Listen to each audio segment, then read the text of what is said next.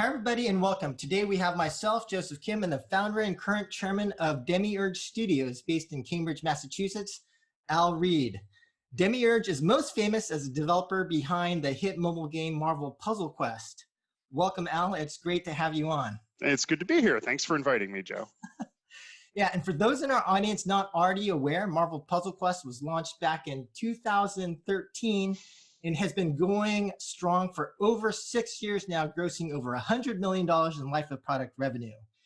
Demiurge has had a bit of a roller coaster history, and Al has successfully led the studio through both good and challenging times. So it was recently announced that Al acquired Demiurge, the studio he founded back from SEGA recently. And so I wanted to take this rare opportunity to talk to Al about a lot of things, but one, the history of Demiurge, so the origin story, how it all started. Two, the story behind Marvel Puzzle Quest and what were the keys to success of that title. Three, selling Demiurge to SEGA and now reacquiring the studio. Four, the biggest lessons learned over his career as an entrepreneur and as the head of a game studio. Fifth, what's next for Demiurge, Marvel Puzzle Quest, and for you personally, Al? And finally, Al, one of the things I remember from our time working together at SEGA and Demiurge was, and I'm not even sure if you're going to remember this, but once you mentioned to me the importance of just sort of hanging on, and that entrepreneurship always involves being sort of on the brink of survival. And in fact, you seem to allude to Demiurge having situations of that nature a few times. So it'd be great if we could explore that area, dig into that a bit, especially given the current time. How do you deal with existential threats from the perspective of mindset and approach?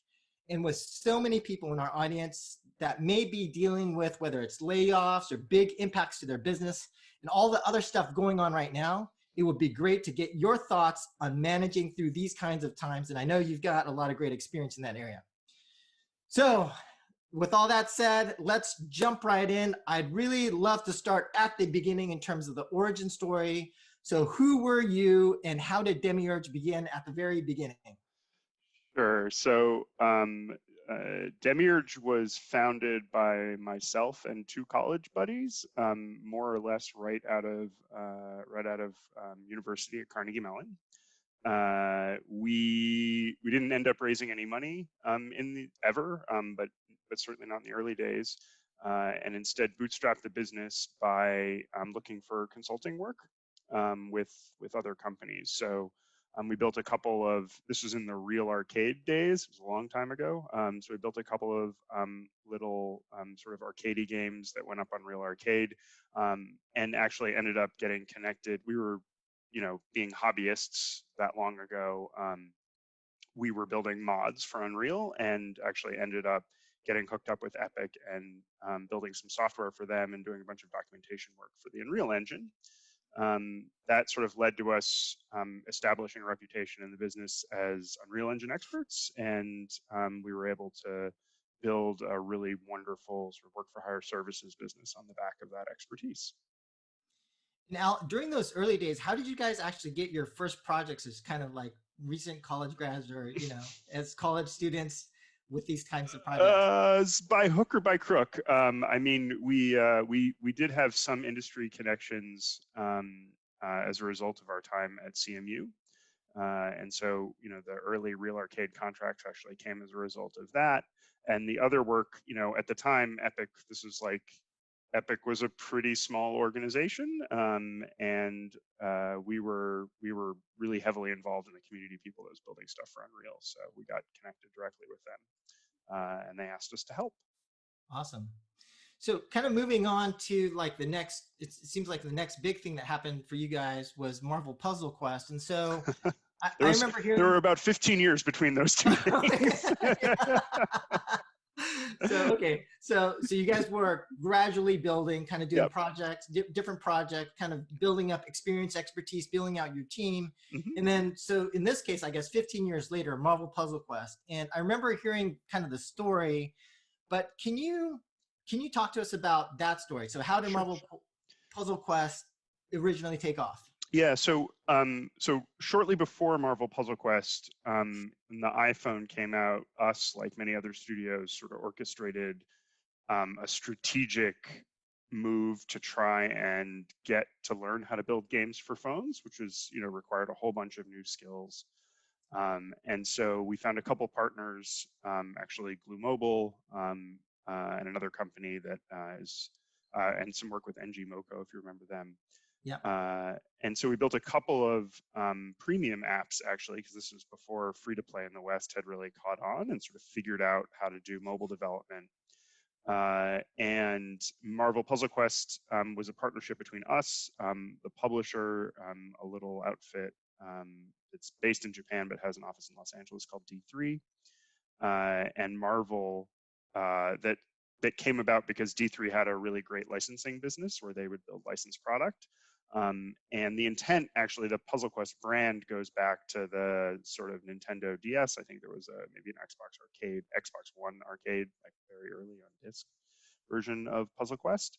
So we were actually, in the very beginning, we started out building it as a premium title. But Oh, wow. but from the very, very beginning, I think we were much more interested in getting involved in mobile free to play. This was Puzzle and Dragons had landed in the US around this time. And we realized, I think, between that and Clash of Clans, which was also just landing, that free to play was the sort of obvious place, sort of where the puck was going. And so we worked with our publisher to pivot our focus away from console and PC and over to mobile, and in particular mobile free to play.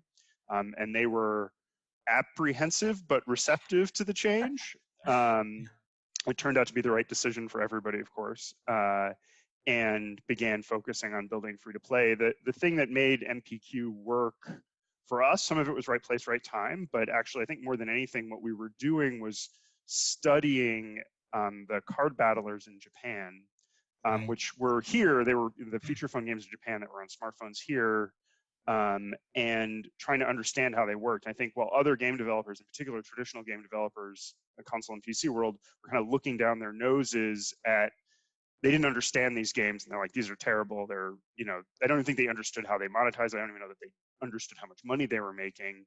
We decided to learn them and realize that what happened there was just a cultural gap. And if you broke them down, you could really understand gotcha, which wasn't a thing here in the West yet.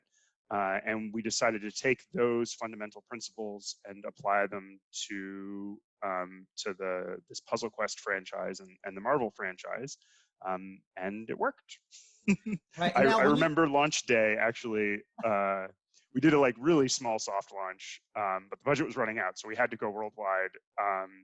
And I remember waking up, I think it went live on Thursday. And so Friday people were playing. We had no idea what the numbers were going to be. I remember waking up Saturday morning, running, Christmas morning, running over to my computer, pulling up the analytics dashboard, which was primitive, but had the important numbers, and seeing our D1 retention and realizing at that moment, oh my gosh, it worked. And sort of called all hands on deck at that point and immediately went into live operations mode as quickly as possible, which also wasn't a thing then. People weren't doing events and live operations at the time. So right. And Al, when you mentioned, yeah, you guys were kind of working on PC and console, and then you guys kind of shifted to this new area in terms of iPhone and sort of mobile development. But that kind of seems like a big deal. Was that an easy decision, or was it, yeah.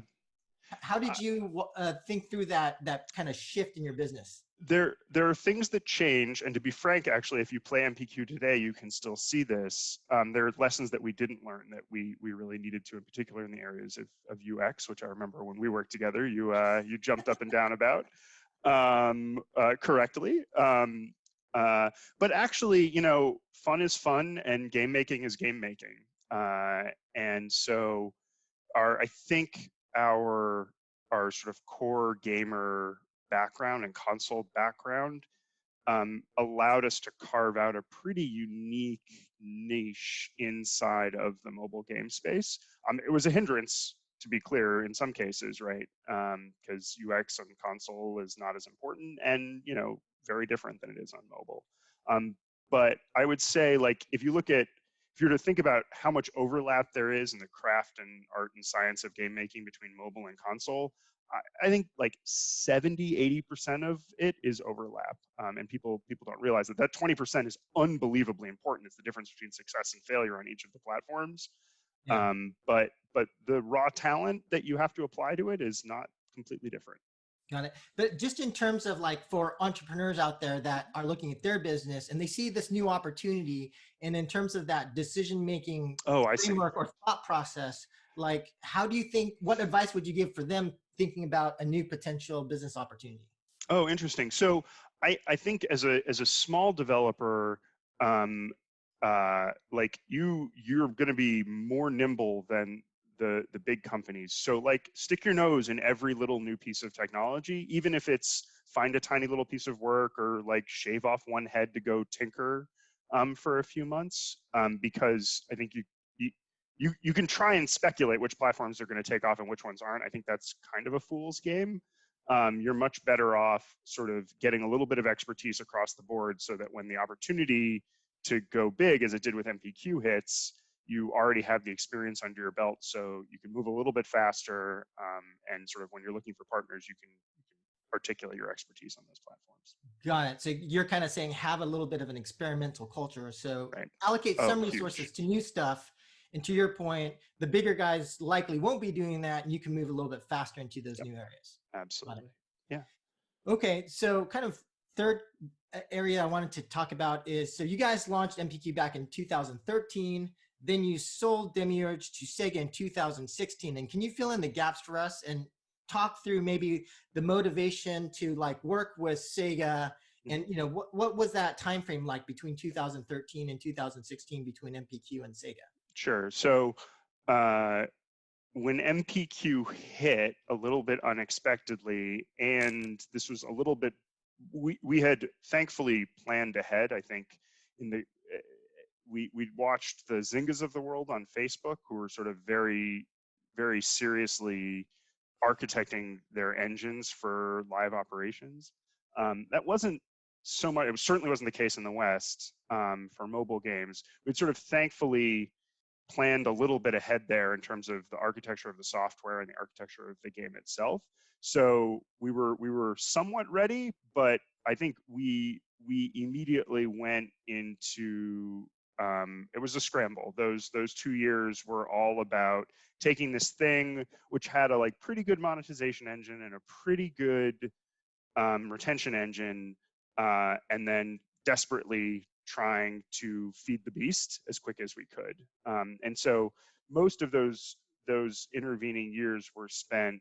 Well, the beginning of those intervening years was spent just like trying to find our footing in a. It was the first game that we'd operated live and trying to figure that out. I think, it actually we had in the sort of 9 months leading up to the launch of MPQ, we'd had everybody at the office who was involved in product or UX or business read the Lean Startup.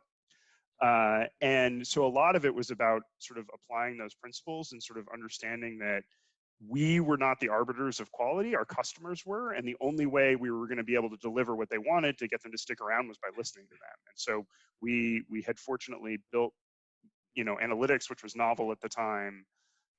We had architected the systems for live operations, and we'd had the sort of MVP attitude. MPQ was pretty. I mean, it's an antique now, but it was super rough when it first launched. So we just had to, to some extent, finish the game that we'd started. Once things had stabilized, we began looking at how we were going to apply that model. The Match 3 RPG engine that we had built, both from a technology standpoint and a design standpoint, to other games, and started looking to form partnerships with other publishers. And SEGA was interested in a more serious partnership, and one thing led to another, and we ended up being acquired. At the time, if you had a successful mobile product and we were in the top 50 grossing, like the amount of inbound interest that generated was amazing. Okay, great. And then between that time, so after the acquisition of SEGA to this point today, I know there's been a few things that have happened. You kind of left and moved, and then you kind of came back and reacquired the studio. Can you fill us in terms of that gap? Yeah, sure. From then to today? So the beginning of the relationship with Sega was all about trying to figure out how to take this skill set in live operations and this match 3 RPG engine and apply it to things that Sega had in its cache of intellectual property. I guess right before that, we had an original game in development that we ended up launching. Sega acquired the studio. We launched it 6 months later. That was sort of MPQ, but an original IP. We very quickly learned original IP is not that. This was when UA budgets were going through the roof and licenses were dominating the App Store, and it was just impossible to cut through the noise. And so we sunset that game and began looking at how we were going to build games using the Sega IP and our live ops expertise. And so we collaborated on a number of things. I ended up deciding to take some time outside of video games personally. Did a stint in automotive e-commerce, a stint in RegTech of all things. This is financial services regulatory technology. But Sega obviously is sort of strategically making some changes in the West, and began looking for a way to place the studio with another partner. Coronavirus happened, and the other partners went away, and they called me up, and here we are.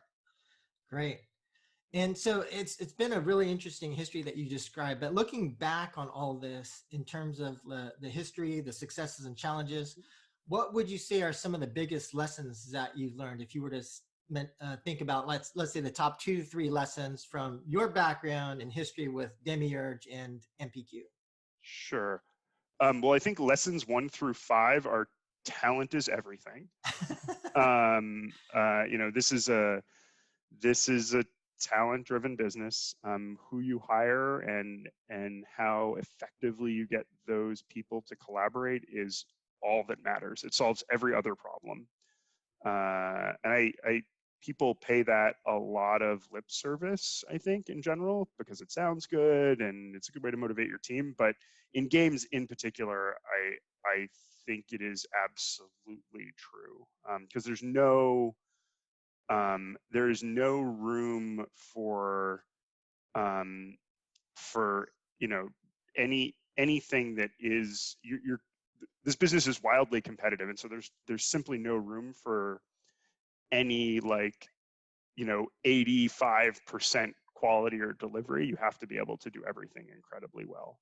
And so I think the sort of other lessons fall out of talent. One of them is, we're going to talk about survival a little bit. I think some of that is, as an independent studio, in particular, an independent bootstrap studio, you need to architect your deals to be fair and sort of enable you to manage the business through times where publishers are, looking to scuttle external development. That's incredibly important. I'm trying to think of lessons. So lesson 1, talent is everything. Lesson 2, make sure your deals are fair, which oftentimes developers sometimes get sort of starry-eyed about who they're going to work with and forget that they have something of value, in particular if they have talent. Let's see, lesson 3. Well, Al, maybe I could ask you a question, because Sure. One of the things that I noticed while working at Demiurge is just what I felt was a kind of unique but very strong culture in terms of the love that the people at the studio had for one another, and just in terms of the camaraderie there. So maybe could you speak to that? How did you foster that kind of such a strong sort of brotherhood or family feeling? Brother and sisterhood, for sure. Yeah, exactly.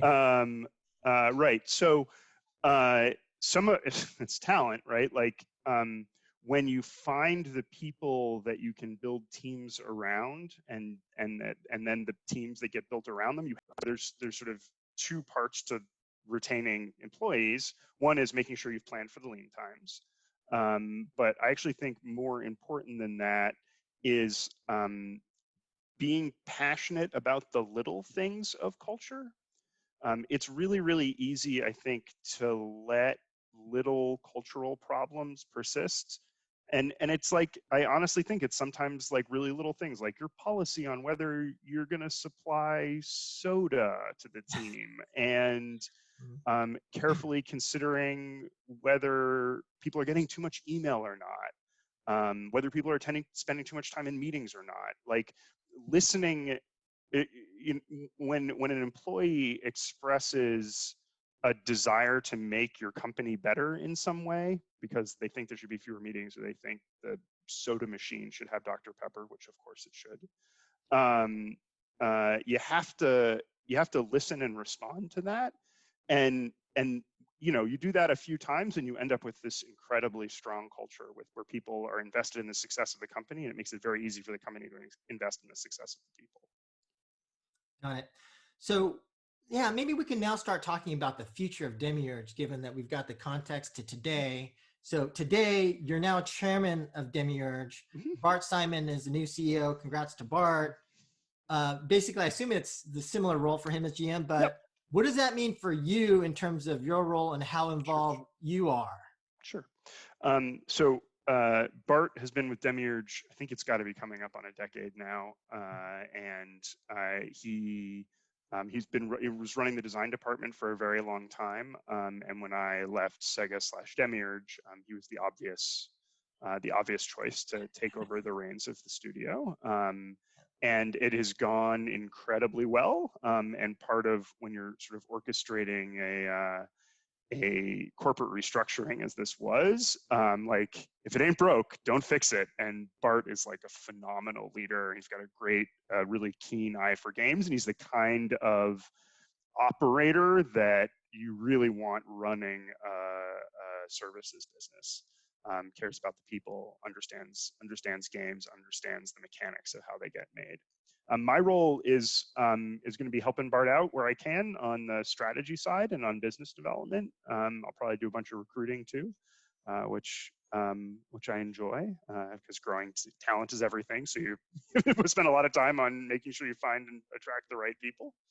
But that's the plan right now. I mean, to be honest, this all came together very, very quickly, and so we're still figuring it out. I mean, that's the nature of games to begin with. You're always building the airplane while you're flying it. Got it. And so, when you decided to reacquire Demiurge, did you have a specific kind of neat strategy in mind in terms of what you're going to do? Could you talk about that? Yeah, absolutely. So I think Demiurge is very uniquely positioned because the studio has participated in really high-end console and PC product, um, and has operated games as a service and understands how mobile works. And I think we're trying to figure out where the puck is going right now. And well, there's many pucks, but one of them is definitely flying towards the convergence of business models that exist in mobile back to console and PC. And some of that you see in like platform parity, right? Nobody would, if you asked you or me 4 years ago whether Fortnite was a good idea for mobile, we both would have said, no, that's a terrible idea. Do not try to build a progressionless shooter parity with console. Like, that's a bad idea. Obviously, it's working. And I think that's actually started to repeat itself with PUBG and with Call of Duty. And I think you're going to see some more of that. I think you're going to see business models that are effective at optimizing that experience that exist in what is now traditional mobile free to play start to find their way back the other direction up into console. I mean, you Right. see some of this happening with Destiny. You need to get bigger scale, which is tricky on console. But Demiurge is really uniquely positioned to sort of play at the convergence of all of that because we know how to build AAA content, work with these huge brands. We understand games as service and live operations. So that's where we're going to work. The first 18 months to 2 years of that is going to be focused on getting back to our services roots, where we build a really wonderful work for hire business that we ran for 15 years. It was super profitable, and was a great way to grow a team. And so for the next couple of years, that's going to be our focus, is finding partners who need help playing at the convergence of mobile and console. Yeah, I think that's a great idea. I have personally seen a lot of interest on free to play for HD, and there does seem to be a lot of interest there. So HD, is that what they call it now? no, they're That's good calling, to yeah, know. they're calling it HD now.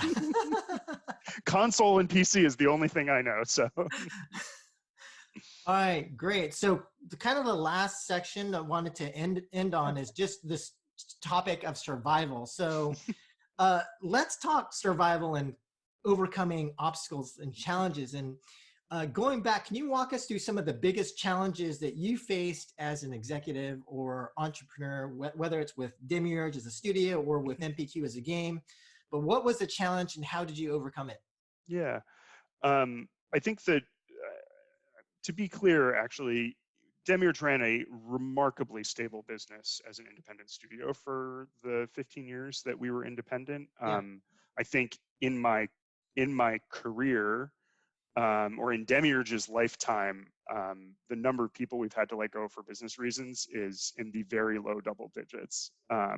The reason for that, and the reason we are sort of survivors, I guess, as you put it, um, is, well, it comes back to talent, right? Like, if you have an amazing team, that will always, always, always be in demand. I don't. I think if you talk to every major publisher and every large developer, that is finding success, they will tell you their bottleneck is getting really great people to work on their games. So as long as you have that, everything else tends to follow. There were certainly lean times. There were unglamorous projects that we ended up taking. So part of it is like, don't look down your nose at the weird little XBLA title that might turn into a $150 million mobile hit. Part of it is architecting deals that are truly fair to both sides. As a services provider, you're the first one to get cut. And so that means you need the very fine point pen on your termination clauses. There's a couple like rules of thumb there.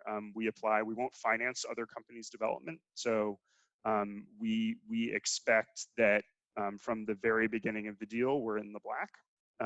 That's been a hard and fast rule. So we don't want to get into a situation where we work for a month, hit the first milestone, then it's net 30, and suddenly you've just financed your partner's development for 60 days. And if they go under or run into financial distress, which has happened to us a couple of times, you're left with 60 days of payroll that you have to eat, and that can be a big strain on a small studio. So we pay very, very close attention to the financial terms of our deals and the way payment flows. Got it. So it kind of sounds like, if I were to summarize some of the things that you've been talking about to survive challenging times, it kind of seems like what you're saying is you have to be kind of proactive and Yes. be prepared. So one, kind of thinking in terms of the long term, you want to treat your employees right, get the right talent, build that strong culture. Two, you want to be very cautious with respect to preparing for lean time. So having like some cushion, things of that nature. Three, Of course. the deals that you structure, make sure that they are structured in a way so that you're not in a bad financial position, or Right. that your partner can't put you in a position where you're going to be financially at risk. Yep. And finally, the other thing is, to be humble. And some of these Yeah. projects that might sound a little bit crazy may actually wind up being pretty good projects or businesses. Yeah, So absolutely. I think the pithy summary is the way you survive the lean times is to perform sharply when business is great. right, got it. So that's what we did. Okay, and talking more specifically to the time we're living in now, would you have some advice for some of the people out there that are facing challenging situations, whether it's due to a layoff or Yeah. some kind of existential threat to their business? I mean, I will say I've had a lot of phone calls the past couple of weeks, and I have yet to talk to a game developer or publisher that feels their business is being challenged right now. Right, Like raising money right, right. seems incredibly difficult, but if you have an existing deal, like people are playing video games, people are spending money in video games, Right. recessions are notoriously strong for Yeah, entertainment. If you're in my place where we're trying to build a services business, New console generations are really, really good for work for hire studios because the large publishers are making R&D investments. There's sort of more money flowing into our space. And then, everybody's a little bit late in their development right now. And it's nice to be able to, that's a fun phone call when they say, oh my gosh, we're a month late. And if we had 10 more people who are super talented, we could drop onto our team and fix our schedule. That would be a dream come true. And like, that's wonderful as a developer to get to be the savior. Yeah. So that's a lot of fun. We're talking to a couple folks about that right now. What was I going to say? So I think sort of modulo corono, as we've been saying around the office, the games business is pretty strong. The culture, what I was saying about sort of attracting and retaining talent and distributed, the last team I ran was a distributed team outside of games. Culture is a very different beast when you're not sitting in the office together. Right. And so I think I would urge companies to take remote work really, really seriously. Read the literature about how you build strong distributed cultures. There's a lot out there now, and spend the time to do that right, rather than taking this as a like, well, we're just going to bungle along for a few months and this too shall pass. I think it's worth the effort now to invest in tools and technology and practices that let you have a really strong distributed culture. And that will pay dividends when all this passes and you're able to recruit people or partner better with outsourcers when you're back in the office. Got it. All right. Well, Al, thanks so much for your time. And sort of in conclusion here, do you have any message for our audience? Or sounds like business is great for you guys, but is there anything specifically that Demiurge is looking for right now? Yeah, business is great. We are in the process of pivoting the studio from internal R&D shop to independent studio. We do have a team that's rolling off, and we're excited to try and apply that with a partner. So you're welcome to email me. I'm happy to chat. If you need help on your game, it's just AL at Demiurge Studios. All right. Awesome. Thanks so much for your time, Al. Thanks, Joe. This is fun. All right. Bye. Bye.